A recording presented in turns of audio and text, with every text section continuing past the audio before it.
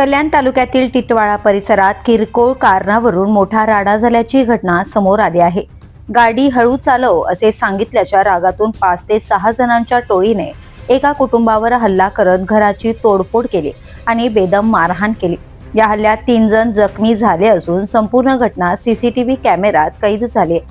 टिटवाळा येथील आंबेकर चौक परिसरातील आरके चाळ राजेश्वरी बिल्डिंग जवळ ही घटना घडली।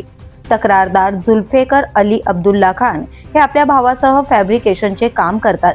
3 मार्च रोजी ते आपल्या भावांसह घराबाहेर उभे असताना एक तरुण मोटारसायकल वेगात चालवत त्या परिसरातून जात होत्या। त्यावेळी त्यांनी त्या तरुणाला येथून गाडी हळू चालवा असे सांगितले। याच कारणावरून दोघांमध्ये वाद निर्माण झाला। काही वेळातच संबंधित तरुण आपल्या वडिलांसह आणि इतर साथीदारांना घेऊन पुन्हा घटनास्थळी आला। त्यानंतर आरोपींनी शिवीगाळ करत लोखंडी वस्तूंनी घराची तोडफोड केली आणि तक्रारदारावर बेदम मारहाण केली। या मारहाणीत तक्रारदाराच्या डोक्याला गंभीर दुखापत झाली असून तोंडावर मार लागल्याने त्यांचे 2 दात पडल्याचे तक्रारीत नमूद करण्यात आले आहे। भांडण सोडवण्यासाठी आलेल्या कुटुंबातील इतर सदस्यांनाही आरोपींनी ठोसे आणि बुक्क्यांनी मारहाण केल्याचा आरोप आहे। या हल्ल्यात 3 जण जखमी झाले असून काही काळ परिसरात तणावाचे वातावरण निर्माण झाले होते।